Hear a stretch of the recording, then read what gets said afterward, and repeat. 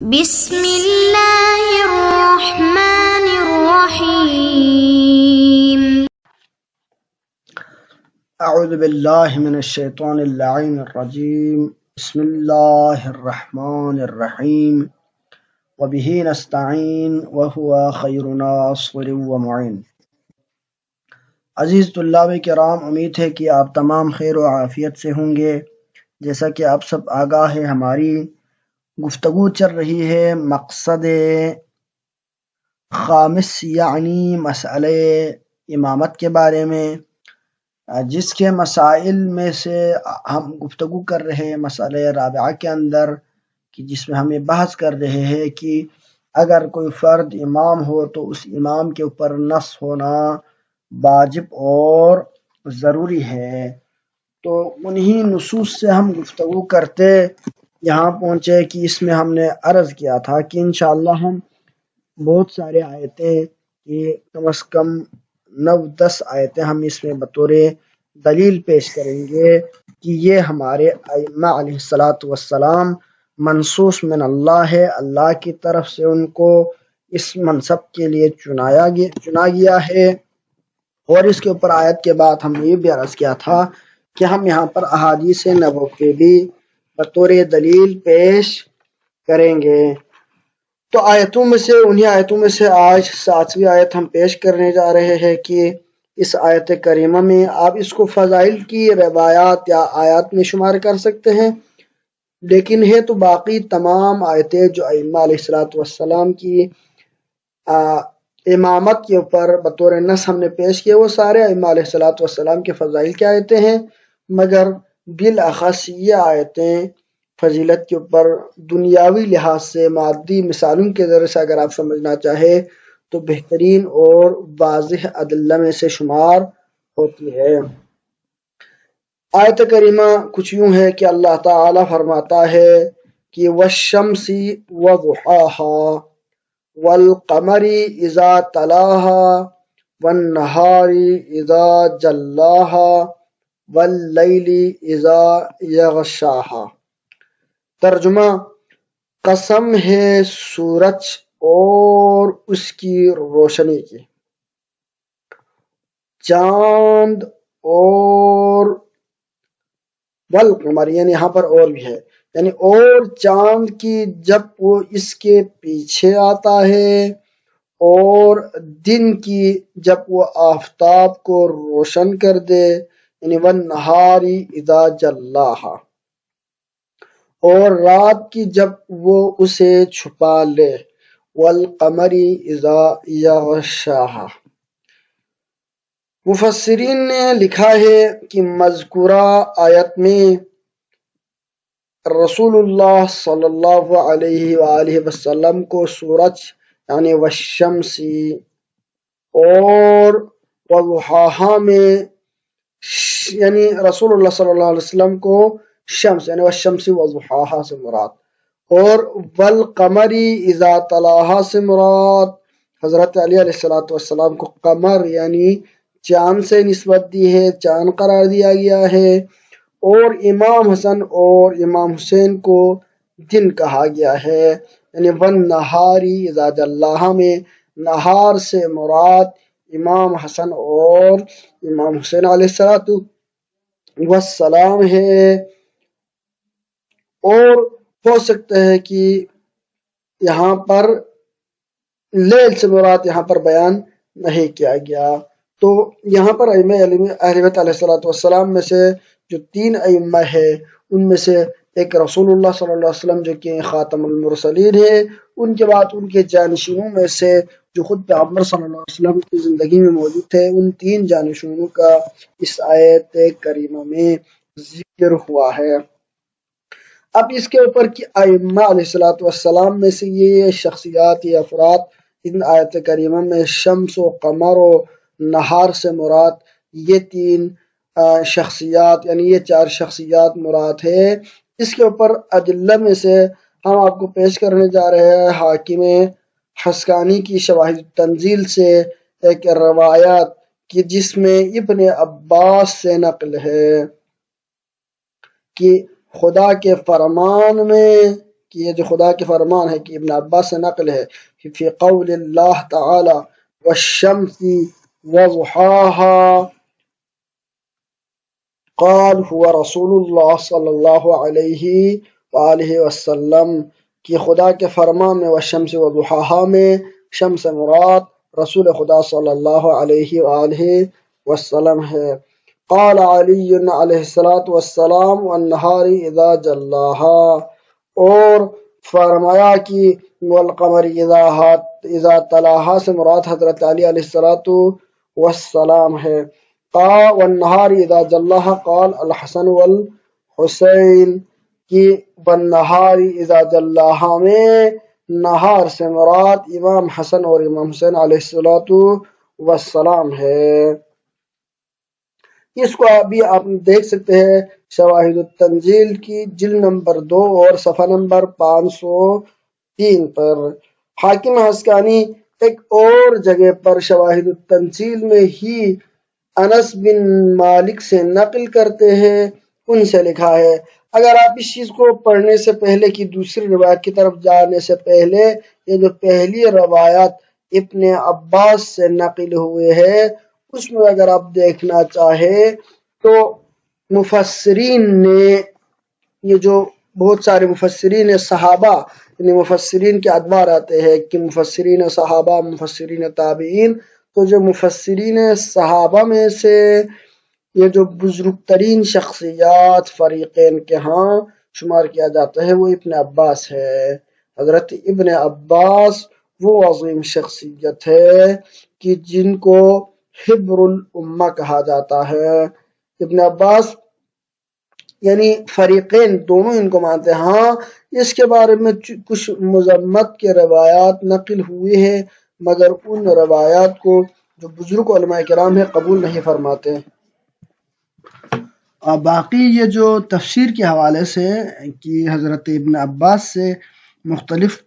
قسم کے کتابیں نقل ہوئی ہے کہ مشہور جو 3 کتابوں کے بارے میں کہا جاتا ہے کہ تنویر المقباس من تفسیری ابن عباس، اس کے علاوہ غریب القرآن فی شعر العربی سوال نافع بن ازرق عن ابن عباس، اور اسی طرح صحیفہ علی ابن ابی طلحہ عن ابن عباس فی تفسیر القرآن۔ تو اس طرح کے مختلف قسم کی کتابیں بھی نقل ہوئی ہے ابن عباس کے بارے میں کہ انہوں نے اس طرح کے ان سے کتابیں نقل ہوئی ہے کہ وہ تفسیر کے حوالے سے ان کی یہ کتابیں موجود تھی۔ باقی مفسرین میں تقریباً مسلمانوں کے ہاں مفسرین صحابہ میں سے تقریباً سیوطی نے یا ذکر کیا ہے کہ 10، جہاں تک خود سیوطی یا ابن تیمیہ ان دونوں میں سے کسی نے نقل کیا یہ بات کہ مفسرین صحابہ 10 ہے، اس میں حضرت علی علیہ السلام کو بھی شامل کیا ہے اور کہا کہ 10 مفسرین صحابہ تھے۔ تو ان کے اوپر ہمارے اگرچہ نقل و نظر ہے کہ 10 آپ کس کے طریقے سے کہہ رہے ہیں، باقی یہ مفسرین صحابہ میں نہیں کہ حضرت علی علیہ السلام میں بھی ایسے صحابہ ہیں مگر وہ بعد الرسول امام ہے، لہٰذا ان کو صحابہ میں شمار نہیں کرتے بلکہ ان کو ائمہ میں شمار کرتے، وہ نائب رسول ہیں۔ اس کے علاوہ باقی مفسرین صحابہ ہیں ان کی تعداد ان میں سے مشہور صحابہ کرام حضرت ابن مسعود رحمۃ اللہ علیہ، حضرت ابن عباس رضی اللہ عنہ، تو ان کے بارے میں تو یہ جو روایت ابن عباس سے نقل ہوئی ہے تو ان کے بارے میں بہت مشہور ہے کہ ابن عباس رحمۃ اللہ علیہ رضی اللہ تعالی عنہ اب ان عظیم شخصیات میں سے ہیں کہ جو فریقین کا ہم معتبر ہیں، ان کی روایت کو قبول کرتے ہیں، ان کے اپنی خاص تفسیری منہج تھی، مکتب تھی جو انہوں نے چلایا، اور ان کی وفات جو ہوئی ہے وہ تقریباً سنہ 68 ہجری میں ان کی وفات ہوئی ہے حضرت ابن عباس کی، اور وہ تقریباً ان کی جو روش جو بیان کی جاتی ہے اس میں یہ ہے کہ وہ اشعار عرب سے بھی تفسیر قرآن میں استفادہ کرتے تھے، عربوں کے محاورات عرفی سے بھی استفادہ کرتے تھے، معانی آیات کو بیان کرنے کے لیے، اور سبب و فضائل نزول سے بھی استفادہ کرتے تھے۔ فلانا یہ اس وجہ سے یہ آیت اس جگہ پر نازل ہو گئی تھی، تو اس کی یہ معنی بنتا ہے، اس طرح سے ان کی روش رہی ہے۔ اس کے علاوہ ان کی جو تفسیری روش ہے اس میں آیات یعنی تفسیر آیات بالآیات یعنی قرآن بالقرآن کے ذریعے سے بھی وہ تفسیر کرتے تھے۔ وہ موضوع کلام، خصوصیات کلام، ان چیزوں کو دیکھ کر بھی تفسیر قرآن کرتے تھے۔ اس کے علاوہ راسخین فی العلم یعنی خود ائمہ علیہ السلام یعنی خصوصاً حضرت علی علیہ السلام سے بھی تفسیر قرآن کا استفادہ کرتے تھے۔ تو ایک لحاظ سے اگر آپ دیکھیں تو مفسرین صحابہ میں سب سے بڑے پائے کے جو مفسر ہے اور معتبر صحابی کرام میں سے ہے جن کو بزرگان قبول کرتے ہیں، اس نے یہ روایت نقل کی ہے۔ تو ان کی یہ روایت کے مطابق یہ بات کی یہاں پر مراد کیا ہے؟ مراد یہ ہے کہ حضرت علی علیہ السلام ہے کہ یہ روایت جو ہم نے ابھی پیش کی وہ ابن عباس سے نقل ہے۔ ابن عباس کا ایک قول مشہور ہے مولا علی علیہ السلام کے بارے میں، وہ کہتے ہیں کہ جل ما تعلمت من القرآن فهو من علی ابن ابی طالب، یعنی جو کچھ یعنی بہت بڑا حصہ یعنی جتنا میں نے قرآن سے استفادہ کیا وہ حضرت علی علیہ السلام سے استفادہ کیا، کیونکہ رسول کے ساتھ تقریباً وہ ان کا ابتدائی عمر میں یعنی جب وہ 14 سال یا اس حد تک تھے تو اس وقت رسول کی وفات ہوئی تھی، تو شاید وہ رسول کے ساتھ اتنے زندگی انہوں نے نہیں گزاری، تو جتنے سارے انہوں نے قرآن کا استفادہ کیا وہ حضرت علی علیہ السلام سے استفادہ کیا ہے۔ اس کو تفسیر و مفسرون ثعلبی نے یعنی ذہبی جلد نمبر 1 میں بھی نقل کیا ہے یہ روایت کہ اس نے جو کچھ میں نے سیکھا ہے قرآن سے وہ حضرت علی علیہ السلام سے۔ اس قول کو انہوں نے یعنی تفسیر والمفسرون میں جلد نمبر 1 میں ذہبی نے، اسی طرح مرآت الانوار صفحہ نمبر 5 پر تقریباً نقل ہوا ہے۔ ابن طاووس نے سعد السعود میں 200 صفحہ نمبر 285 پر اس کو ذکر کیا ہے۔ اسی طرح بہار الانوار جلد نمبر 95 میں بھی یہ روایت آئی ہے کہ انہوں نے یہ چیز ذکر کیا کہ اس کے بارے میں ایک اور روایت سعد السعود صفحہ نمبر 285 پر ابن طاووس نے نقل کیا ہے، جس میں وہ کہتے ہیں کہ علی کا علم پیغمبر سے ہے اور میرا علم علی سے ہے، اور میرا اور تمام صحابہ کا علم علی کے علم کے مقابلے میں 7 سمندر کے مقابلے میں قطرہ جیسی ہے۔ تو یہ قول بھی ایک چیز آپ دیکھ سکتے ہیں، اس چیز سے بھی اس چیز کا اندازہ ہو جاتا ہے کہ ابن عباس حضرت علی علیہ السلام کو اپنا پیشوا اور امام مانتے تھے، اور ان کے مقابلے میں اگرچہ وہ مفسرین صحابہ میں ہے مگر وہ قائد اور امام آپ اس کو نہیں کہہ سکتے۔ اس کا امام بھی کون ہے؟ مولا علی علیہ السلام ہے۔ اسی وجہ سے اس نے یہ روایت جو رسول اللہ صلی اللہ علیہ وسلم سے نقل ہوئے ہے یہ پیش کیا ہے کہ جس میں شمس مراد قمر سے مراد مولا علی علیہ السلام ہے، اور یہ ان کی فضائل، قیادت اور لوگوں کے اوپر ان کی سربلندی کو بیان فرماتا ہے۔ حاکم حسکانی امام انس بن مالک سے ایک اور روایت نقل کرتے ہیں، عن انس بن مالک قال قال رسول اللہ صلی اللہ علیہ وآلہ وسلم اذا فقدتم الشمس فاتوا القمر فاذا فقدتم القمر فاتوا الزهر فاذا فقدتم الزهر فاتوا الفرقدين قيل يا رسول الله ما الشمس قال انا قيل ما القمر قال علي قيل ما الزهر قال فاطمة قيل ما الفرقدان قال الحسن والحسين علیہ السلام۔ شواہد التنزیل لقواعد التفضیل میں جلد نمبر 2 صفحہ نمبر 337 پر یہ روایت موجود ہے۔ اس روایت کا جو کہ ہم نے پیش کیا وہ یہ ہے کہ فرمایا جب تم شمس کو کھو بیٹھو تو قمر سے رہنمائی حاصل کرنا، اور جب تم قمر کو کھو بیٹھے ہو تو زہرہ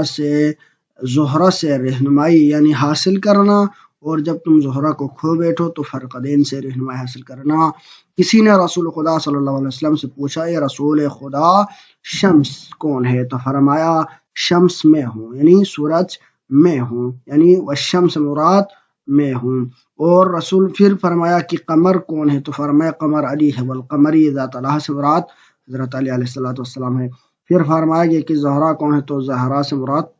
مراد حضرت فاطمہ علیہ السلام. پھر فرمایا کہ فرقدین سے مراد کیا ہے، تو فرمایا فرقدین سے مراد حسن اور حسین علیہ السلام ہے. شواہد التنزیل جلد نمبر 2 صفحہ نمبر 503 پر یہ چیز موجود ہے. تو اس کے اندر بھی کہ کائنات میں جو سب سے فوقیت حاصل رکھنے والی یا لوگوں کو رہنمائی کرنے والی، ہدایت دینے والی، یہ چاند ہو گیا، یہ سورج ہو گیا، ان چیزوں سے تشبیہ دیتے ہوئے ان کی قیادت، ان کی امامت، ان کی افضلیت کو بیان کیا گیا ہے. اور یہ بھی ان کے نصب یعنی امامت کے اوپر نصوص آیتوں میں سے ایک آیت ہے. وصلی اللہ علیہ سیدنا محمد وآلہ الطیبین الطاہرین.